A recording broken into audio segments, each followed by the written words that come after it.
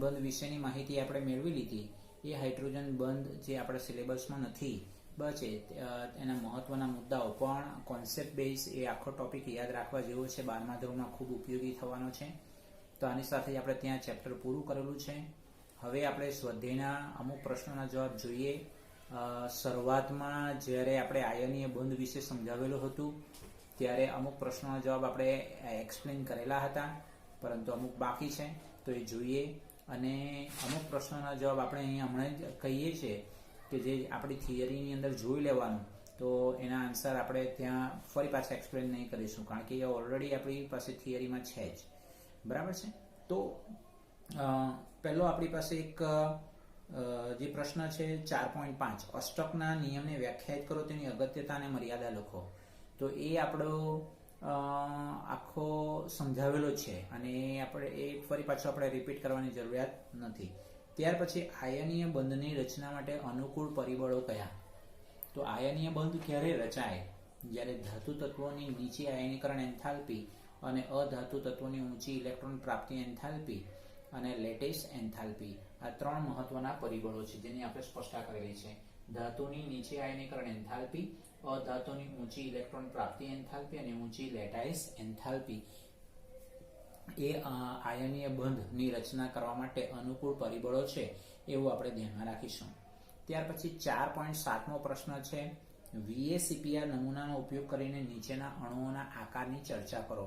તો એના માટે વિદ્યાર્થી મિત્રો આપણો VACPR સિદ્ધાંત એક્સપ્લેન કરેલો ત્યારે ખરેખર આપણે 2 કોષ્ટક જોયેલા હતા અને બરાબર યાદ છે કે અણુઓનો ભૌમિતિક આકાર કયા પરિબળો પર આધાર રાખે, જેની અંદર આપણે સ્પષ્ટ કરેલું હતું કે ભાઈ મધ્યસ્થ જે પરમાણુ છે, મધ્યસ્થ પરમાણુની આસપાસ રહેલા બંધકારક અને અબંધકારક ઇલેક્ટ્રોન યુગ્મની સંખ્યા, અણુનો પ્રકાર, બરાબર છે, અને ઇલેક્ટ્રોન યુગ્મ વચ્ચે પ્રવર્તતું અપાકર્ષણ બળ. તો આ જે પરિબળો છે એના ઉપર ડિપેન્ડેબલ આપણે કોષ્ટકની અંદર પહેલું અને બીજા કોષ્ટકને ધ્યાનમાં લેવાનું અને એમાંના ઉદાહરણો છે. એમાંનું પહેલું છે BeCl2 એટલે બેરિલિયમ એક ઇલેક્ટ્રોનની ભાગીદારી ક્લોરીન સાથે કરતું જોવા મળે એટલે Ab2 અણુનો પ્રકાર છે. જ્યારે આકાર શું હશે? રેખીય, એવું આપણે ધ્યાનમાં રાખીશું. BCl3 તો બોરોન એક ઇલેક્ટ્રોનની ભાગીદારી Cl સાથે કરશે અને 3 સહસંયોજક બંધ બનાવે એટલે Ab3 અણુનો પ્રકાર અને સમતલીય સમત્રિકોણ આકાર આપણને પ્રાપ્ત થતો જોવા મળે. SiCl4 એટલે કાર્બન ટેટ્રાક્લોરાઇડની માફક જ અથવા તો CH4 ની માફક જ Ab4 અણુનો પ્રકાર આવશે, સમચતુષ્ફલકીય.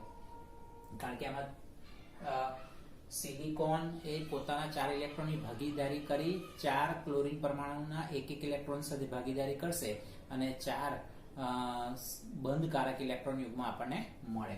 આમાં 3 બંધકારક ઇલેક્ટ્રોન યુગ્મ મળે, આમાં 2 બંધકારક ઇલેક્ટ્રોન યુગ્મ આપણને પ્રાપ્ત થતા જોવા મળે. ત્યાર પછી AsF5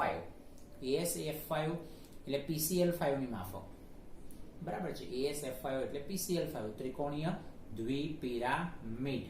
AbF5 આ ટાઈપનું આપણને જોવા મળશે. એટલે આ પહેલા કોષ્ટકમાંના એક્ઝામ્પલ્સ. હવે બીજું કોષ્ટકને ધ્યાનમાં લેવાનું. કેમ? કારણ કે અબંધકારક ઇલેક્ટ્રોન યુગ્મ આવે છે H2S એટલે સલ્ફર એ એની આઉટર શેલમાં રહેલા 6 ઇલેક્ટ્રોન પૈકી એક ઇલેક્ટ્રોનની ભાગીદારી હાઇડ્રોજન સાથે કરે એટલે સલ્ફર ઉપર 2 અબંધકારક ઇલેક્ટ્રોન યુગ્મ બચે. આ કેપિટલ A એટલે સલ્ફર અને B2 એટલે 2 બંધકારક ઇલેક્ટ્રોન યુગ્મ અને 2 અબંધકારક ઇલેક્ટ્રોન યુગ્મ. તો આ શું થશે? અણુનો પ્રકાર. તો એના ઉપરથી શું હશે? અણુનો આકાર શું હશે? વળેલો અથવા V શેપ આકાર આપણને પ્રાપ્ત થતો જોવા મળે, જેમ H2O અણુનો આકાર આપણને જોવા મળે. ત્યાર પછી PH3 જેમ એમોનિયા અણુનો આકાર, એમોનિયામાં નાઇટ્રોજન પરમાણુ પર 1 અબંધકારક ઇલેક્ટ્રોન યુગ્મ અને 3 બંધકારક ઇલેક્ટ્રોન યુગ્મ. તો તે E નો મતલબ શું થાય? E અથવા L અબંધકારક ઇલેક્ટ્રોન યુગ્મ એમ થશે. તો એ ત્રિકોણીય પિરામિડલ આકાર આપણને પ્રાપ્ત થતો જોવા મળે. તો આ આપણો સ્વાધ્યાયનો 4.7મા પ્રશ્નનો જવાબ થયો.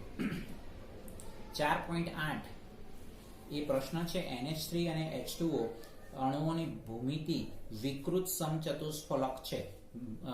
એટલે કે વિકૃત સમચતુષ્ફલક એવું શા માટે કીધું? કારણ કે CH4 NH3 અને H2O જે આપણે VSEPA સિદ્ધાંતમાં સમજેલા છે કે CH4 NH3 અને H2O આ ત્રણે ત્રણ અણુમાં sp3 સંકરણ થાય છે. CH4 અણુનો આકાર સમચતુષ્ફલકીય છે, એમોનિયા અણુનો આકાર ત્રિકોણીય પિરામિડલ છે અને H2O અણુનો આકાર વળેલો છે. શા માટે? તો મિથેન અણુમાં બંધકારક ઇલેક્ટ્રોન યુગ્મ જોવા મળે. NH3 માં નાઇટ્રોજન પરમાણુ પર એક અબંધકારક ઇલેક્ટ્રોન યુગ્મ જોવા મળે અને H2O માં ઓક્સિજન પરમાણુ પર બે અબંધકારક ઇલેક્ટ્રોન યુગ્મ જોવા મળે. એટલે H2O અણુમાં જે બંધકોણનું જે મૂલ્ય છે એ એમોનિયા અને મિથેનની કમ્પેરિઝનમાં ઘણું ઓછું જોવા મળે. કેમ? કારણ કે એમાં જે બંધકારક ઇલેક્ટ્રોન યુગ્મ વચ્ચેનું જે અપાકર્ષણ બળ છે એ સ્પષ્ટ કરેલું છે. H2O માં બંધકારક ઇલેક્ટ્રોન યુગ્મ વચ્ચેનું જે અપાકર્ષણ બળ છે NH3 કરતાં પણ વધુ છે, તેથી એનું બંધકોણનું મૂલ્ય ઓછું આપણને પ્રાપ્ત થતું જોવા મળે. એટલે 104.5 અંશ જેટલું આપણને પ્રાપ્ત થતું જોવા મળે. આપણે એવું ધ્યાનમાં રાખીશું. ત્યાર પછી બંધ 4.9 મો પ્રશ્ન, બંધ ક્રમાંક અને બંધની પ્રબળતા. બંધ ક્રમાંક અને બંધની પ્રબળતા કેવી રીતે રજૂ કરો છો? બરાબર છે. તો અહીંયા બે વસ્તુ આપણે લખી શકીએ. બંધની પ્રબળતા એટલે આ એક મુદ્દો આપણે લખી શકીએ. બંધ ક્રમાંક વધુ તેમ બંધ લંબાઈ ટૂંકી, બંધ ક્રમાંક વધુ તેમ બંધ લંબાઈ ટૂંકી અને બંધ ઉર્જા વધુ. બંધ ઉર્જા વધુ એ બંધની પ્રબળતા થઈ ગઈ. ત્યાર પછી 4.10 એટલે બંધ લંબાઈની વ્યાખ્યા, એ તો આપણે સમજેલા જ છે. પછી 4.11 CO3 આયન માં સંસ્પંદન માટેની અગત્યની બાબતો કોઈ, તો કાર્બોનેટ આયનના સંસ્પંદન બંધારણ આપણે જોયા. તો એની અંદર આપણે એવું સમજાય કે કાર્બન અને ઓક્સિજન પરમાણુ વચ્ચેના જે બંધ છે એ સમતુલ્ય છે અને એ સંસ્પંદન બંધારણ જે જોવા મળે તેને કારણે કાર્બોનેટ આયનની સ્ટેબિલિટી વધી જાય. ભલે સ્ટેબિલિટી વધતી જતી જોવા મળે અને સાથે સાથે આપણે એવું સમજી શકીએ કે એમાં આ જે સંસ્પંદન છે એકંદરે બંધ ખાસિયતની રજૂઆત કરતું જોવા મળે. આપણે એવું ધ્યાનમાં રાખી શકાય. લખ્યું છે CO3 આયનમાં બધા જ કાર્બન અને ઓક્સિજન બંધ સમતુલ્ય છે. આથી કાર્બોનેટ આયનનું વિહિત સ્વરૂપે 1, 2 અને 3 ના સંસ્પંદન સંકર તરીકે ઉત્તમ તરીકે વર્ણવી શકાય. જે ઓલરેડી આપણે સંસ્પંદન બંધારણમાં શીખેલા છે. કાર્બોનેટ આયન સિવાય CO2, ઓઝોન, આ સિવાય બીજા ઘણા બધા આયન અને અણુના સંસ્પંદન બંધારણ આપણે શીખવેલા છે. એ જ ફરી પાછું અહીંયા રિપીટ કરી દીધેલું જોવા મળે. આપણે એવું ધ્યાનમાં રાખીશું. એટલે સંસ્પંદન અણુને સ્થાયી બનાવે, સંસ્પંદન એકંદરે બંધ ખાસિયતની સરાસરી કરે છે. આપણે એવું ધ્યાનમાં રાખીશું. ત્યાર પછી 4.12 નો પ્રશ્ન, H3PO3 ના બંધારણ આપેલા છે વિદ્યાર્થી મિત્રો. જેમ કે તમારી પાસે જો આ H3PO3 નું બંધારણ, આ OH બંધ, આ OH બંધ એટલે ફોસ્ફરસ અને ઓક્સિજન વચ્ચેનો બંધ ને ફોસ્ફરસ અને હાઇડ્રોજન વચ્ચેનો બંધ. અહીંયા તમે બરાબર ધ્યાનપૂર્વક જુઓ તો અહીંયા આની સાથે આનું કમ્પેરિઝન કરો તો તમે જુઓ હાઇડ્રોજનનું સ્થાન બદલાય છે. કયા હાઇડ્રોજનનું સ્થાન બદલાય છે? જુઓ, આ હાઇડ્રોજનનું સ્થાન બદલાય છે. આ હાઇડ્રોજન એકચ્યુઅલી અહીંયા આવી ગયો. બરાબર છે. એટલે પરમાણુના સ્થાન બદલાવાથી પ્રમાણિત સ્વરૂપો આપણને મળી શકતા નથી. બરાબર છે. એટલે આ વિહિત સ્વરૂપો સંસ્પંદન બંધારણ આપણને ક્યારે મળે? ઇલેક્ટ્રોનનું સ્થાન બદલાય છે. આપણે ઇલેક્ટ્રોનનું સ્થાનાંતર થાય છે. આપણે બરાબર સમજાવવાનો પ્રયત્ન કરવો. યાદ હોય તો જેમ કે આ કાર્બોનેટ આયન છે તેમાં આ એક ઇલેક્ટ્રોન યુગ્મનું સ્થાન અહીંયા આપણી પાસે ટ્રાન્સફર થાય તો ત્યાં ડબલ બોન્ડ આપણને પ્રાપ્ત થતો જોવા મળે. અને ખરેખર આ જે છે તમારી પાસે આ જે ડબલ બોન્ડ છે તેમાંનો એક ઇલેક્ટ્રોન યુગ્મનું સ્થાનાંતર અહીંયા થાય તો ત્યાં સિંગલ બોન્ડ આપણને પ્રાપ્ત થતો જોવા મળે. કહેવાનો મતલબ એટલો છે કે આ H3PO3 ના બંને બંધારણમાં હાઇડ્રોજન પરમાણુનું સ્થાન બદલાય છે એટલે એના પ્રમાણિત સ્વરૂપો કહી શકાય નહીં. એ સ્પષ્ટતા કરેલી છે. આ બે રચનાઓને H3PO3 ના સંસ્પંદન સંકરણના પ્રમાણિત સ્વરૂપ તરીકે લઈ શકાય નહીં કારણ કે હાઇડ્રોજનનું સંબંધિત સ્થાન બદલાય છે. સંસ્પંદન સંકરણના પ્રમાણિત સ્વરૂપમાં માત્ર ઇલેક્ટ્રોનનું સ્થાન બદલાય છે, નહીં કે પરમાણુનું સ્થાન. આપણે એ ધ્યાનમાં રાખીશું. બસ તો આ સ્વાધ્યાયનો 4.12 મો પ્રશ્ન. ત્યાર પછી 4.13 એ બી એકચ્યુઅલી ખરેખર સંસ્પંદનના બંધારણ જ છે ને એ એકચ્યુઅલી ખરેખર એક જ આયન કે અણુના સંસ્પંદન બંધારણ એક કરતા અલગ રીતે પણ રજૂ કરી શકીએ. જેમ કે અહીંયા SO3 છે. જો અહીં સલ્ફરની આઉટર શેલમાં 6 ઇલેક્ટ્રોન, તો એટલે બે ભાગીદારીમાં જોડાઈને પોતાના 2 ઇલેક્ટ્રોન ઓક્સિજનને આપી દે એટલે સલ્ફરનું અષ્ટક પૂર્ણ થાય. જો એટલે 4 ને 2 6 ને 2 8, ઓક્સિજનના બી આ 6 ને 2 8, આ ઓક્સિજનના પણ 6 ને 2 8 અને આ ઓક્સિજનના 4 ને 4 8. તો આ SO3 ના જે છે સંસ્પંદન રચના આપણે અહીંયા મેન્શન કરી શકીએ. એવી રીતે NO2 બરાબર યાદ હોય તો અષ્ટકના નિયમની મર્યાદામાં આવે. એકી સંખ્યા ધરાવતા ઇલેક્ટ્રોનની સંખ્યા જો એકી હોય તો એવા સંજોગોમાં NO કે NO2 એ ખરેખર અષ્ટકના નિયમનું પાલન કરતું નથી. જેમ કે નાઇટ્રોજનની આઉટર શેલમાં 5 ઇલેક્ટ્રોન છે, તો એટલે બે ભાગીદારીમાં જોડાય, બરાબર છે, બે ભાગીદારીમાં જોડાય, 2 ને 1 3 ને આ એક ઇલેક્ટ્રોન યુગ્મ ઓક્સિજનને આપી દે. અહીંયા ઓક્સિજનનું અષ્ટક પૂર્ણ થાય છે, અહીંયા પણ ઓક્સિજનનું અષ્ટક પૂરું થાય છે, પણ નાઇટ્રોજનનું અષ્ટક પૂર્ણ થતું નથી, કારણ કે એકી સંખ્યામાં છે ઇલેક્ટ્રોન ધરાવતું જોવા મળે. આપણે એવું ધ્યાનમાં રાખી શકાય. તો આ NO2 માટેના સંસ્પંદન સૂત્ર જેમાં અષ્ટકના નિયમનું પાલન થતું નથી. જ્યારે NO3 માઇનસમાં થાય છે, તમે જુઓ તો આ 4 ને 2 6 ને 2 8 નાઇટ્રોજન પરમાણુ એક ઓક્સિજન ઇલેક્ટ્રોન યુગ્મ આપી દે. એટલે તીરની નિશાની શું બતાવે છે? લાસ્ટ મુદ્દામાં શીખીને આવ્યા સવર્ગ સહસંયોજક બંધ એ છે. બસ એટલે આ નાઇટ્રોજન પરમાણુ પોતાનું એક ઇલેક્ટ્રોન યુગ્મ ઓક્સિજનને આપી દે. બસ એટલે અહીંયા તમારી પાસે NO3 માઇનસના સ્વરૂપમાં આપણે આવું પણ બંધારણ રજૂ કરી શકીએ. એ જ પ્રમાણે પછી આપણે બરાબર એ સમજાવેલું છે કે આ વારાફરતી ટર્ન બાય ટર્ન જાય એટલે આ બીજું બંધારણ આપણને મળે. એના પછી આ પ્રમાણે વર્તે એટલે ત્રીજું બંધારણ આપણને સંસ્પંદન બંધારણ આપણને પ્રાપ્ત થતું જોવા મળે. તો હવે બાકીના પ્રશ્નોના જવાબ જોઈએ. તો વિદ્યાર્થી મિત્રો, હવે આપણે સ્વાધ્યાયની અંદર 4.14 જે એકચ્યુઅલી ખરેખર લુઈસ બંધારણ સમજાવેલું હતું, છે આયનીય બંધ સમજાવેલું હતું, ત્યારે આપણે સમજાવેલું જ હતું. એ આખો પ્રશ્નનો જવાબ સ્વાધ્યાયમાં છે આપણે લેક્ચરમાં 4.15. હવે 4.15 પ્રશ્નમાં શું છે? CO2 ને H2O ત્રિપરિમાણીય અણુઓ છે, છતાં H2O અણુનો આકાર વળેલો છે, જ્યારે CO2 અણુનો આકાર રેખીય છે. દ્વિધ્રુવ ચાપમાત્રાના આધારે સમજાવો. તો એકચ્યુઅલી CO2 અણુ જે છે એનો અણુનો આકાર રેખીય છે.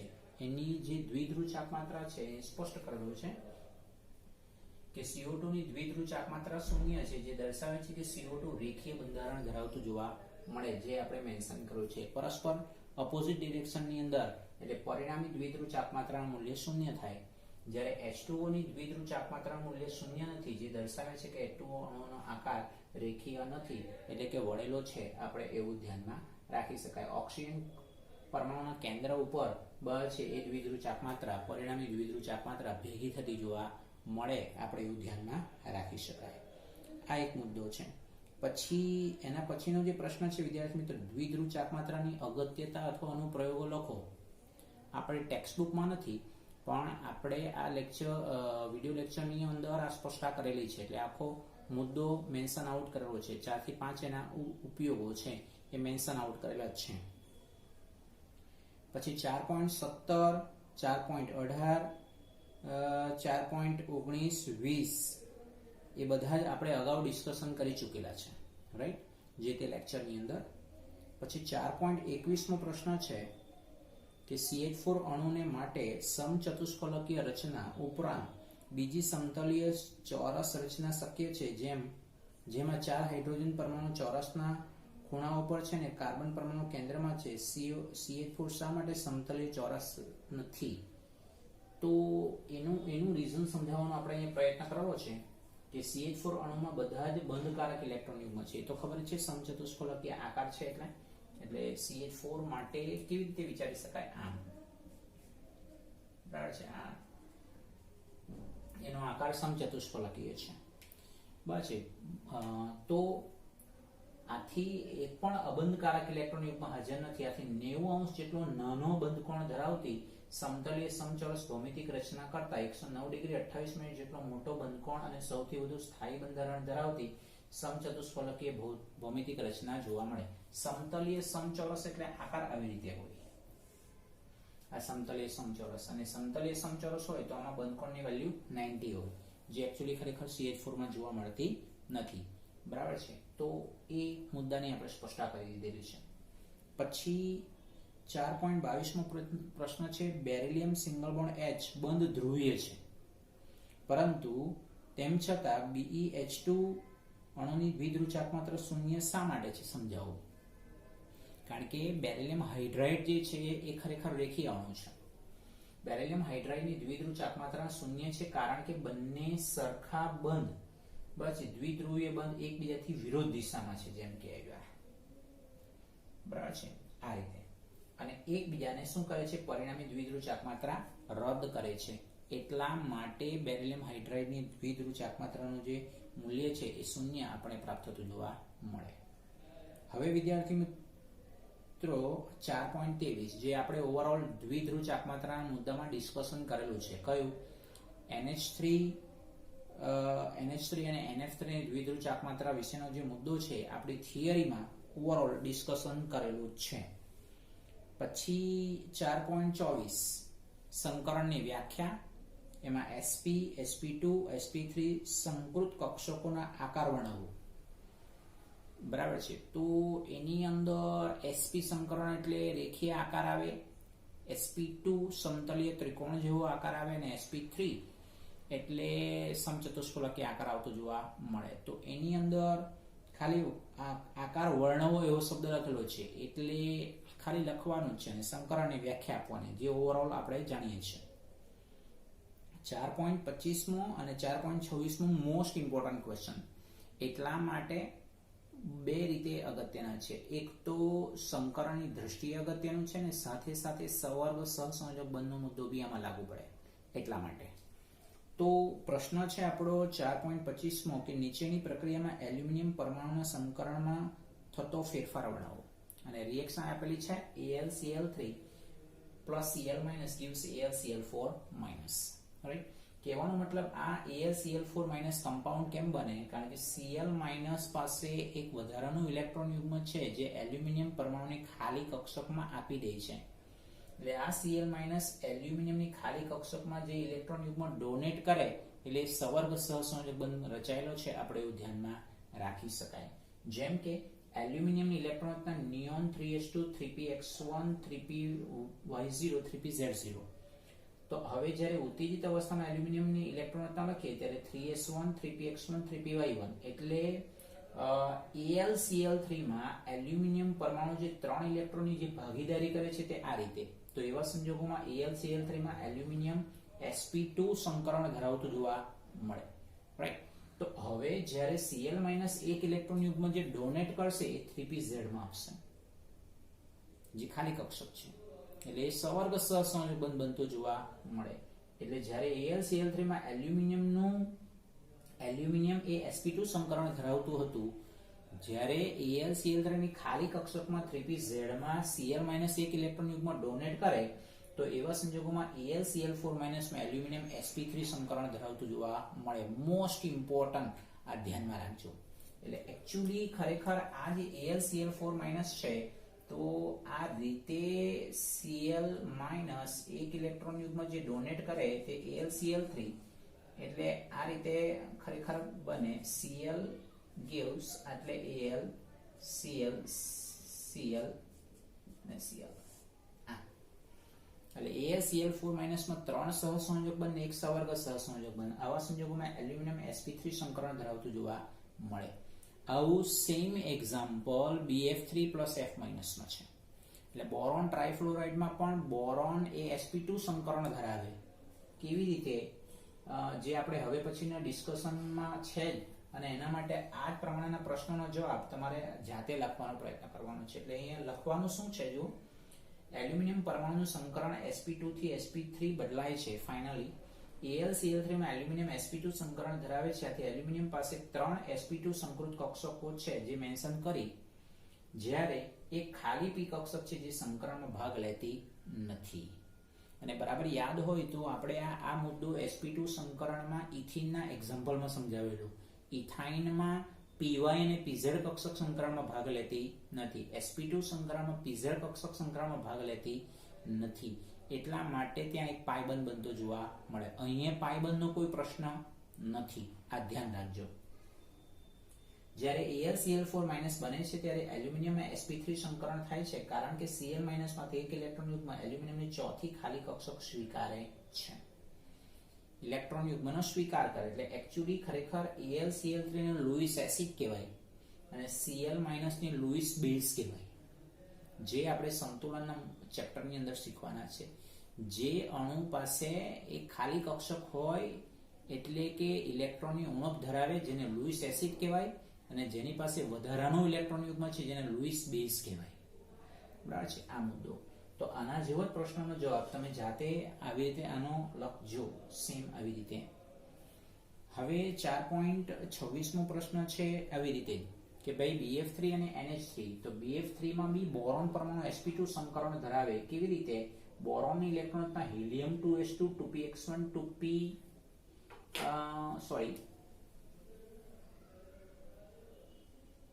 આમ છે, helium 2s2 2px1 2py0 2pz0, right. અને જ્યારે બોરોન પરમાણુ ઉત્તેજિત અવસ્થામાં ઇલેક્ટ્રોન રચના 2s1 2px1 2py1 2pz0 એટલે sp2 સંકરણ ધરાવે BF3 માં બોરોન પરમાણુ. એટલે એક એક ઇલેક્ટ્રોનની જે ભાગીદારી કરે ફ્લોરિન પરમાણુ સાથે, એટલે 3 સહસંયોજન બનતા જોવા મળે. એટલે બોરોનનું અષ્ટક અહીંયા પૂર્ણ નથી થયેલું, સમજો, કારણ કે 3 નું 6 થાય, એક ઇલેક્ટ્રોન યુગ્મ બાકી રહે. જેવી રીતના AlCl3 માં બી 6 જ ઇલેક્ટ્રોન થાય, અષ્ટક પૂર્ણ થતું નથી. એટલે એક ઇલેક્ટ્રોન યુગ્મ કોની પાસે સ્વીકારે? Cl- પાસેથી. અહીંયા એક ઇલેક્ટ્રોન યુગ્મ કોની પાસે સ્વીકારે? નાઇટ્રોજન પાસેથી, કારણ કે નાઇટ્રોજન પાસે એમોનિયામાં નાઇટ્રોજન પરમાણુ પાસે એક અબંધકારક ઇલેક્ટ્રોન યુગ્મ છે. એટલે એકચ્યુઅલી આવી રચના હોવી જોઈએ. ટેક્સ્ટબુકમાં પ્રશ્નમાં ભૂલ છે, એટલે આવું હોવું જોઈએ. એટલે શરૂઆતમાં BF3 કયું સંકરણ ધરાવે? sp2. અને જ્યારે નાઇટ્રોજન પરમાણુ પાસેથી એક અબંધકારક ઇલેક્ટ્રોન યુગ્મ સ્વીકારે ત્યારે ખરેખર બોરોન BF3 માનો બોરોન sp3 સંકરણ ધરાવે ને નાઇટ્રોજન પરમાણુ તો sp3 ઓવરઓલ પહેલેથી સંકરણ ધરાવતો જ છે. તો આ એક જે મુદ્દો છે, એમોનિયામાં નાઇટ્રોજનનું સંકરણ બદલાતું નથી, ધેટ મીન્સ કે sp3 સંકરણ જ રહી છે. આ અગત્યનો મુદ્દો થશે. ઓકે, પછી 4.27 તમારે જાતે કરવાનો. C2H4 અને C2H2 અણુ એટલે કે ઇથિન અને ઇથાઇનમાં પેલું પાયબંધ રચાય તેની આકૃતિ જાતે ડ્રો કરવાની છે, દ્વિબંધ અને ત્રિબંધ માટે. પછી કુલ કેટલા સિગ્મા અને પાયબંધ જે ઓવરઓલ આપણે શીખવેલું જ છે, તે છતાં C2H2 એટલે ઇથાઇન એસિટિલિન, એસિટિલિન સામાન્ય નામ કહેવાય, ઇથાઇન IUPAC નામ કહેવાય, જે ઓર્ગેનિક કેમિસ્ટ્રીમાં શીખવાના છે. હવે C2H2 એટલે આ રીતે થાય. એ આ બી શીખવેલું છે કે રિવિઝનના પાર્ટ ઓફ વ્યૂ છે કે બાય પાય સિગ્મા પાય એટલે કુલ પાયબંધની સંખ્યા 2, કુલ સિગ્મા બંધની સંખ્યા 3. એવી રીતે ઇથિનમાં કુલ પાયબંધની સંખ્યા 1 અને સિગ્મા બંધની સંખ્યા 5 આપણને પ્રાપ્ત થતી જોવા મળે, રાઈટ. ત્યાર પછી છે વિદ્યાર્થી મિત્રો 4.29 કે x અક્ષને આંતરકેન્દ્રીય અક્ષ તરીકે લેવાનું. જો x અક્ષને આંતરકેન્દ્રીય અક્ષ તરીકે લઈએ તો s અને px વચ્ચે સિગ્મા બંધ બનતું જોવા મળે. જો y અક્ષને આંતરકેન્દ્રીય અક્ષ તરીકે લઈએ તો s અને py વચ્ચે સિગ્મા બંધ બનતું જોવા મળે. s અને s વચ્ચે તો સિગ્મા બંધ રચાય જ, આ ધ્યાનમાં રાખજો. એટલે અહીંયા પહેલા સિગ્મા બંધની વ્યાખ્યા આપવાનો પ્રયત્ન કરેલો છે. આંતરકેન્દ્રીય અક્ષ પર બંધન પામતી બે પરમાણુ કક્ષકોનું છેડાના સંમિશ્રણથી બે પરમાણુ વચ્ચે રચાતા બંને સિગ્મા બંધ કહેવાય.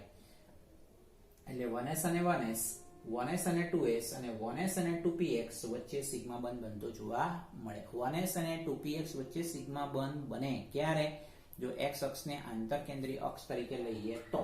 એટલે આ રીતે કે ભાઈ આ તમારું 1s કક્ષક છે, બરાબર છે, અને આંતરકેન્દ્રીય અક્ષ તરીકે આમ, તો આ px કક્ષક, તો આ બંનેનું છેડા પરથી સંમિશ્રણ થાય આમ,